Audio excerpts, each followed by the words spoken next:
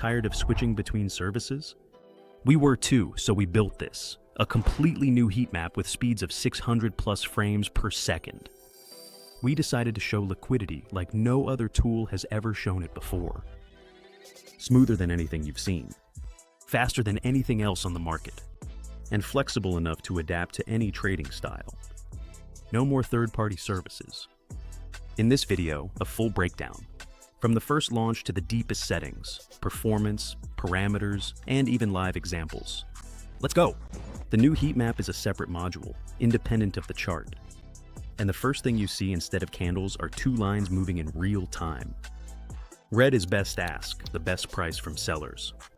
Green is best bid, the best price from buyers.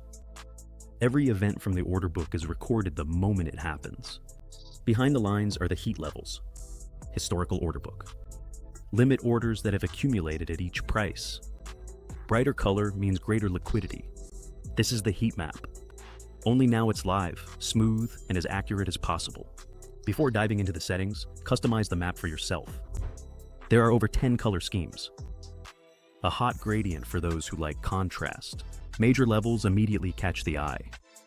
Soft, cool tones for marathon sessions. This is your tool. Customize it however it's convenient for you. And if one map isn't enough, add an order book and candle chart next to it.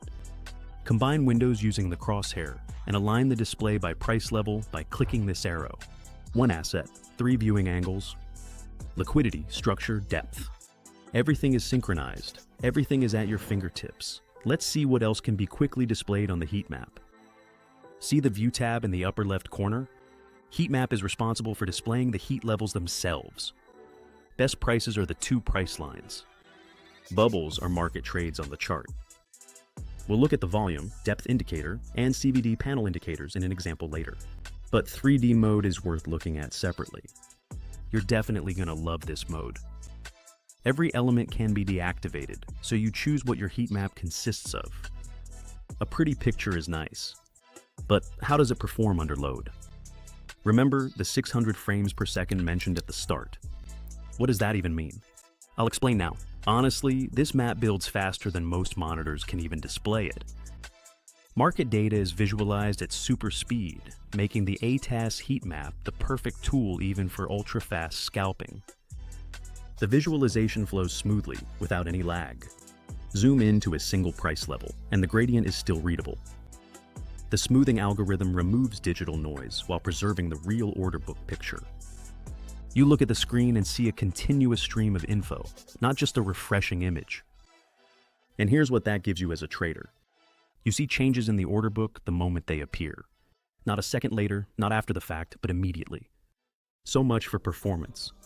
Now for the fine-tuning. Heat map levels, bubbles, and finally 3D. Where can you find all this? Heat map and bubbles settings are in the top left corner, under the heat map tab. The rest is in the top right corner, under the standard settings icon. Let's open the settings panel. We've already covered the palette.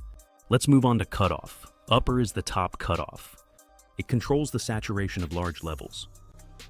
Set it higher and the palette stretches more evenly. The difference between large and medium is visible. Set it lower and large orders burn into the maximum color. Contrast increases and small details disappear. Lower is the bottom cutoff.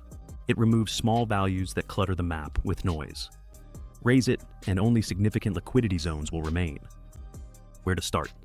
With the default values. Or just move the sliders until the map is readable and not overloaded. So far we've looked at heat map levels, which are limit orders, those just waiting. Now let's look at those hitting the market. Market trades. Bubbles on best ask and best bid visualize every executed trade from time and sales. The logic is simple. A market buy is executed at the ask, a green circle on the red line. A market sell is at the bid, a red circle on the green line. The circle size is the trade volume. But if there are several trades in one circle, how to show the balance of power? Check out el fil parameter. Dominant. The circle is colored after the winner. More buys, it's green. More sells, it's red. One look and it's clear who's more aggressive. Pie. The circle is split into sectors proportional to the sides ratio. You see not just who won, but how convincing the advantage was. What determines the circle size? The calc parameter. Volume. More pure volume means a larger bubble. Delta. Who pushed harder? A larger bubble means a bigger advantage for one side. The size parameter sets the minimum and maximum for all circles on the screen. Adjust it to your liking based on history density and monitor size. Clustering. Aggregation of prints. At the minimum, each print is a separate circle. Maximum detail, but in an active market, the screen gets cluttered. Increase clustering, small trades merge, the picture clears up, but detail is lost. For scalping, lower clustering. For general liquidity context, higher. And finally, a mode you need to see live. Let's turn on 3D mode. The chart is transformed. Heat map levels gain depth. Those in the center of the visible area point right at you, while near the edges they diverge into perspective. The level's height is its volume. A large level visually grows toward you, like a building on a topographic map viewed from above. The largest liquidity zones stand out and glow brighter. In 3D, they're literally impossible to miss, occupying space on the map relative to their actual significance. We're done with settings, but the heat map is also about analytics right in the window without switching. Let's dive into the tools in the View tab. Depth indicator is a live order book inside the heat map. Turn it on, and horizontal levels of the current order book appear to the right of the price scale. Classic depth, just without switching windows. The CVD panel is the cumulative delta.